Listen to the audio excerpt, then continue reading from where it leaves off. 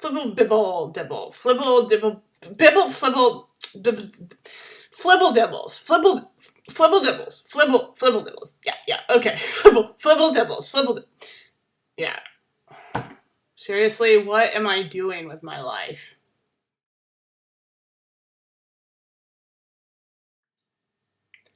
Hi guys, welcome back. So I'm gonna kind of assume that if you're watching my channel, you're interested in painting wargaming figures, okay? Like, I realize some of you are probably more interested in painting them than others. You know, I know some people just want to get their figures on the table so they can game, and they're not really looking to make it into an art form. But, you know, if you have done this for a while, you're gonna kind of come across some irritation, some things that bother you while you're working, that get on your nerves, that make your life difficult. I mean, I certainly have. So that's what I'm going to be doing for you this week. I'm going to be talking about the top 10 things in figure painting that really get on my nerves. Now, disclaimer, I'm going to be exaggerating here. And you shouldn't take anything I say really, really seriously because, really, I mean, come on, none of this stuff is running my life and it really shouldn't be running yours either. But I'm betting that, you know, some of the stuff here, you know, that bugs me, a lot of the rest of you can identify with as well. No, Christy, why don't you like us? In case you couldn't guess, this first thing is about horses. I mean, don't get me wrong, you know, a really well-painted horse is a beautiful thing, you know, especially once you've got the rider on, or better yet, a whole unit of them. You know, that's really, really impressive.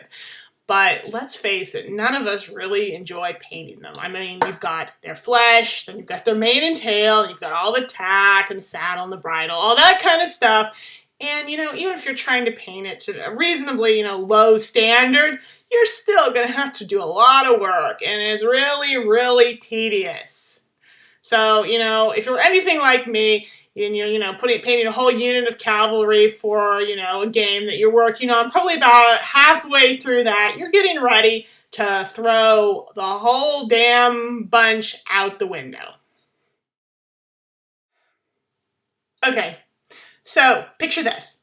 You are going through a box of your unpainted figures, kind of trying to put together a unit for some kind of army you're working on. So, right, you're pulling out figures and you're going, yeah, okay, yeah, this looks good, sure, yeah.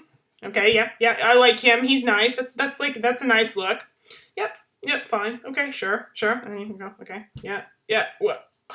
What? Really? Ew. Yeah.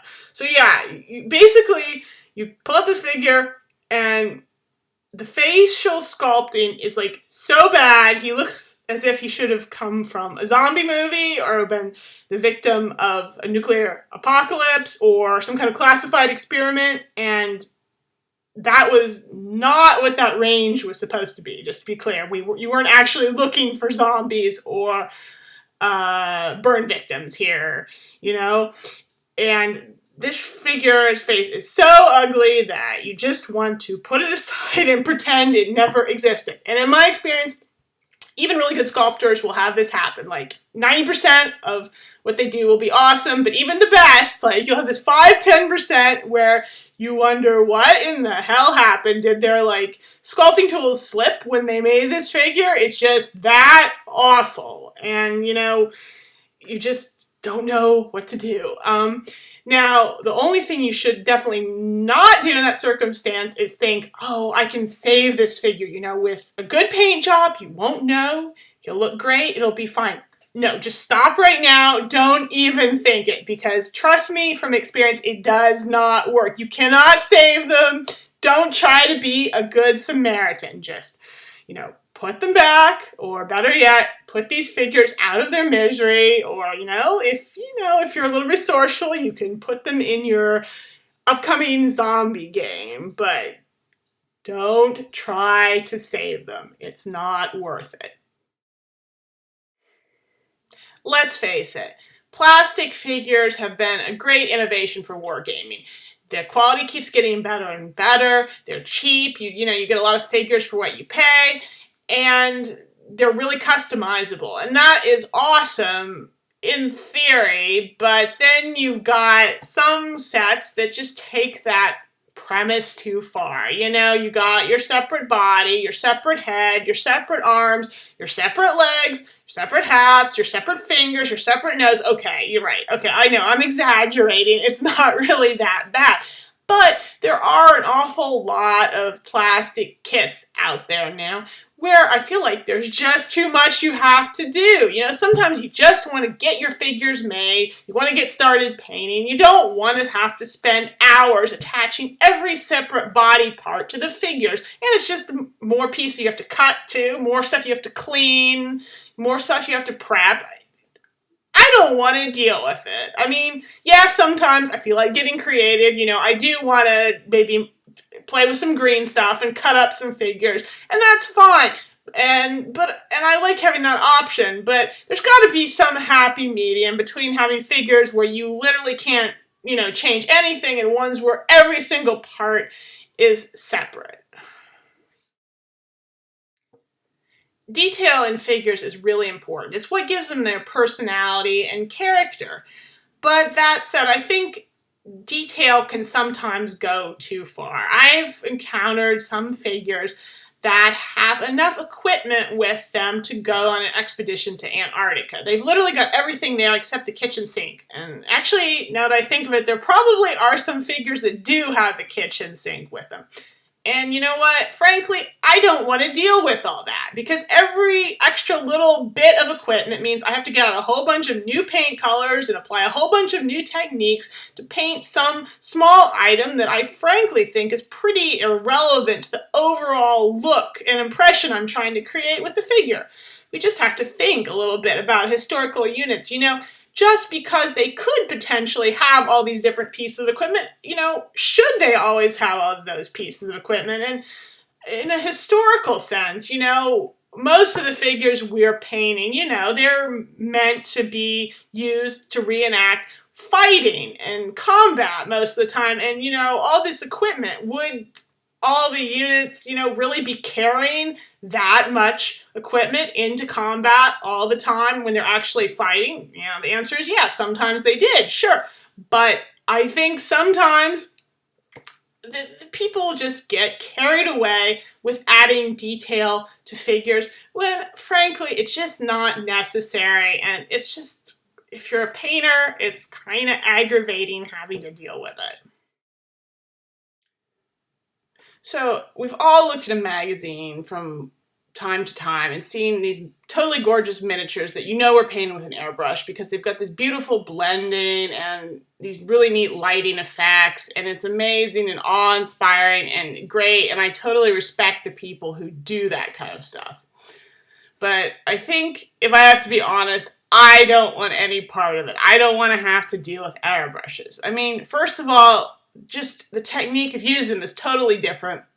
Mastering that, you know, controlling the flow of paint so it's, you know, a good line thickness, getting it where you want it, when you want it, and the right concentration, making sure your, you know, paint mix is good so it's not too thick and it's not too thin, and you have to constantly adjust that and fiddle with it. I mean, I'm telling you, there's no cheap, dirty solution for that. It's always going to be a struggle.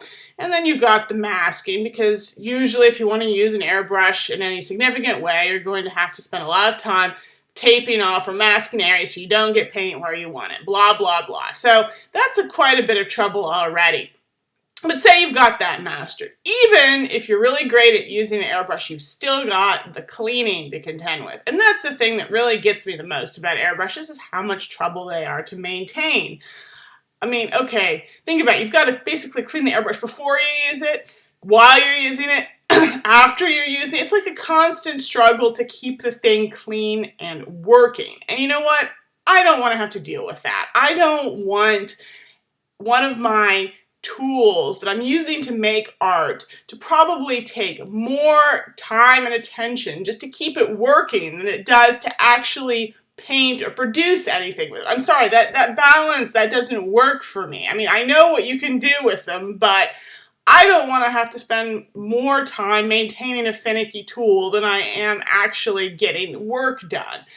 And I don't know, maybe if you get really good and experienced with airbrushes, all that is better. But I don't know. And from what I've seen, it's kind of airbrushes just kind of remain a struggle, and it's a struggle that I personally just don't want to have to deal with. Flibble dibbles. Yeah, what do I mean by that? Well, I think pretty much everybody is familiar with them, but maybe you just use a different name than I do. So right, you know when you've got a figure, like in its raw form, and it's got like all these little metal tags and bits that are sort of hanging all off of it, and the reason those are there is because they kind of show these places where they put sort of a little feeder into the mold so that they could kind of get air into it and vent it and prevent air bubbles. So it's part of the casting process.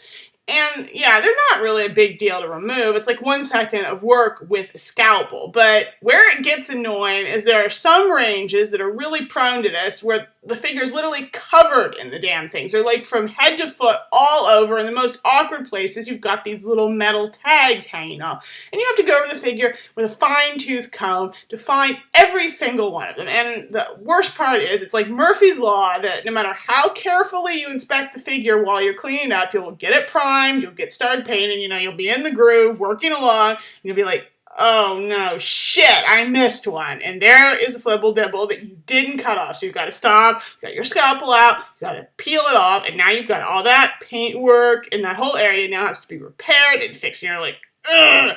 So yeah, flibble dibbles. They're one of those things that seem innocuous and simple enough to deal with, but then they have this way of popping up and totally ruining your life when you just don't want to have to deal with them. I guess this one really kind of fits in with my last point. I mean, we all know how annoying mold lines are. I don't really have to say that cleaning them off a figure is an irritating chore. It's this kind of drudge work that you have to go through when you're getting your figures ready to paint. Of course, the good news is that figure casting recently has been getting better and better, and you're really seeing less and less figures that have this problem. I'm really thankful for that the technology's improved and people are being more careful. But almost all of us, we've probably still had to deal with some older figures in our collection, or just figures maybe that aren't old, but the molds are starting to wear out, and they've got these pretty nasty mold lines. And, nobody wants to have to deal with mold lines, because you have to sit there and laboriously scrape at the figure to get them off, and inevitably they cross some area that's detailed, and you have to try your best to clean them off without wrecking the detail with your scalpel. And it's just a pain in the butt, an inevitable pain in the butt, I should say.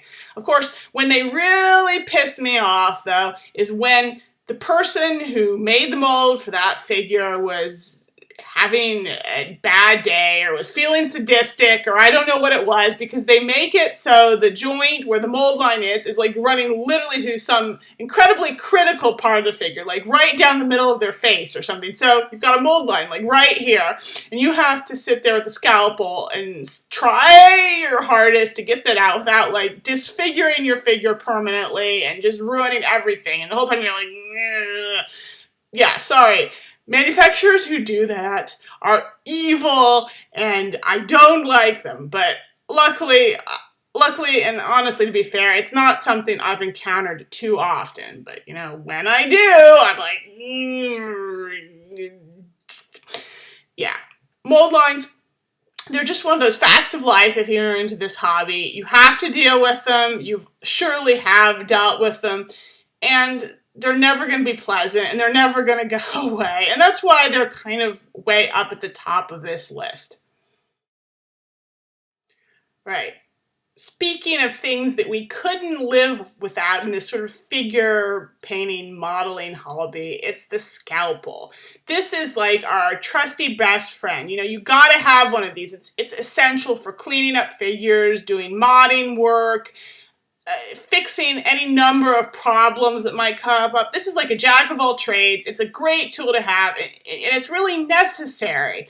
And I love my scalpel, and I don't know where I would be without it. But that said, it has some risks attached to it. Okay, you know what it's like? It's like having a lion as a pet, right? You know, you get it when it's a cub, and it's really cute, and you spend, you know, all your time hand rearing it, socialize it a lot, you know, so it grows up and it really loves you, and it's really nice, and yeah, it's a dangerous animal, but you know, you really get along with it. You really understand each other, and you think everything's going great, and then, you know, one day it just ups and bites your hand off. You know, that's basically what it's like with a Scalpel. They are great, but no matter what, if you've been doing this long enough, sooner or later you're going to have some kind of accident with the Scalpel, which is going to vary from minor to horrific. And personally, I'm hoping you are not one of the people who's had a horrific accident with one of these things, but it can happen. Yeah, you're always going to get into trouble with the Scalpel sooner or later, especially if you've got a nice sharp blade on it, and you know, you want that nice sharp blade because it makes it easier to cut things and do your work. So yeah, you want to keep it sharp, but you know, the sharper it is, the easier it is just to kind of slip, and there's that big cut you just made on the end of your finger. So Scalpels, they're amazing and very, very necessary to our hobby, but they're way up on my list because no matter how much we love them, you know, having one of these is like going to bed with the enemy. Right. So earlier I talked about multi-part plastics and how I thought it was kind of annoying when they came in too many parts and you had to put them together. Well, okay, yeah, that's bad, but at least you have this reasonable expectation that once you do get them together that they'll stay put. But metal figures, that's another story. Okay, luckily most metal figures are just one piece. They're not separate units, or they're made in such a way that you can just attach pieces that need to be added, like shields, at the very end and paint them separately, and it's all okay. But then sometimes you get things where that's not possible. I mean, it's pretty common to have figures where the head, you know, is a separate piece. And that's not so bad, but honestly, I've had problems with that too. But then sometimes you get these figures where it's like all these different pieces, like the arms and legs and things are separate, and all the weapons are separate because it's an amazing, cool figure with all this detail and it needs all these separate parts. Okay, great, wonderful. But you know what? I don't want to have to deal with it because the thing with these metal figures is you gotta stick them together with super glue, right? And, you know, I don't know, maybe this is just how I work, but when I paint, I tend to, you know, I tend to put a little bit of pressure on my figure. I brace my fingers on it, you know, that's okay a little bit, but over time, if you've got these glue joints, it puts stress on them, and so, you know, I'll be working along on a figure, and everything's going all right, and, you know, all of a sudden, oh shit, I just, like, break off a whole arm or leg, and when that happens with these figures, that's a serious catastrophe at that point, because you know, you've probably, if you're trying to paint the figure to a good standard, you know, getting that piece reattached, you know, making sure that it meets up in the same place. First of all, that's pretty much impossible. But even if you do, then just repairing the paintwork so it looks like nothing happened, good luck. You know, that's a serious problem, a really serious problem. I've actually had figures completely ruined. I had to start over or get rid of them because this happened, because parts fell off. And, you know, I understand it a bit at 54 millimeter. Bigger scale is fine. You've got this great big figure. It's for presentation. You know, I can understand the need for that. But at 28 millimeter, come on, guys. I mean, really, do we have to do this? And I know, yeah, you say you can deal with it. You know, you can just put pins in. You should pin those, you know, parts together before you glue them. Make sure they stay. Yeah, sure, that's true. But yeah, then I have to get a pin vise. I have to laboriously drill out all those joints and insert little metal rods into them. It's just a whole bunch more work and trouble. And yeah, come on. It's not at 28 millimeter. Almost nothing is worth that effort. So like, guys, if you're gonna make figures that have to have all those parts, you know, just don't, or, you know, use plastic or use resin or something else like that. But, you know, just, they're not a good idea. Just no multi-part metal figures in small scales, please. Right, so we've gotten to number 1 on my list. And if you read the title of this one and your heart was suddenly filled with a sense of dread, then you know exactly what I'm going to be talking about.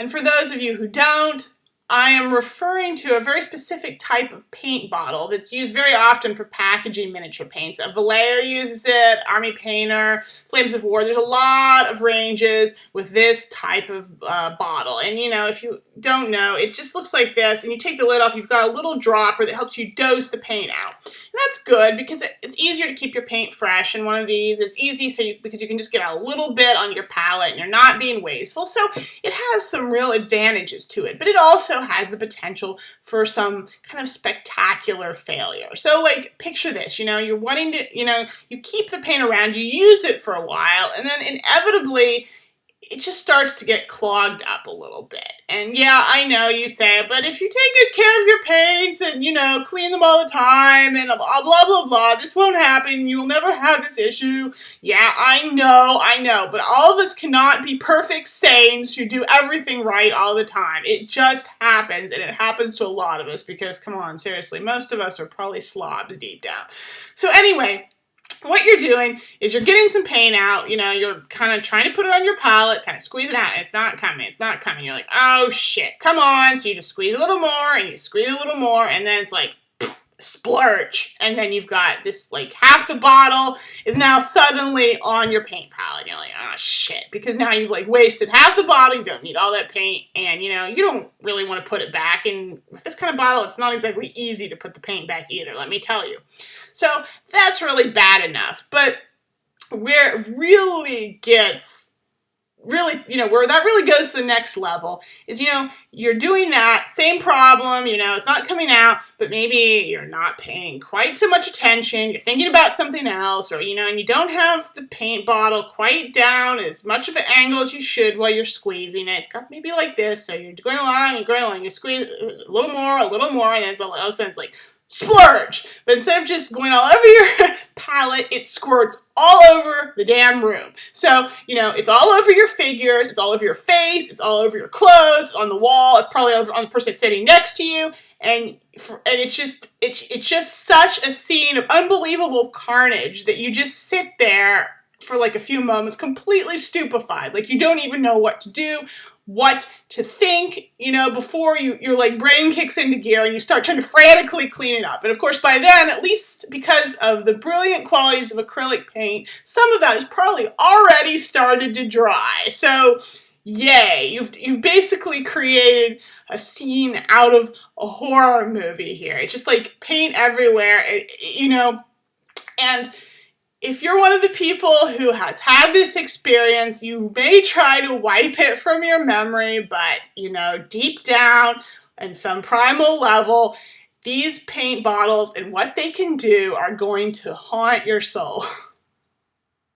Okay, so that was my top 10 worst things about figure painting. I hope you enjoyed this video, that you could relate and sympathize with some of the stuff on my list, that you kind of agreed. But, even if you didn't agree, that's fine. You can let me know in the comments below if you thought I was totally off base with some of this stuff. Or you can let me know, just what your top 10 worst things are about this hobby. I'd be, interested to hear, and we could all kind of talk about it. And that will be cool. But just one more reminder at the end, really this video is not meant to be taken seriously. I exaggerated an awful lot, and most of these things really don't make me that angry or anything. I'm just trying to have a little bit of fun, and I hope you got a little entertainment out of my explanations. So that's all for this week, and I'll see you next time.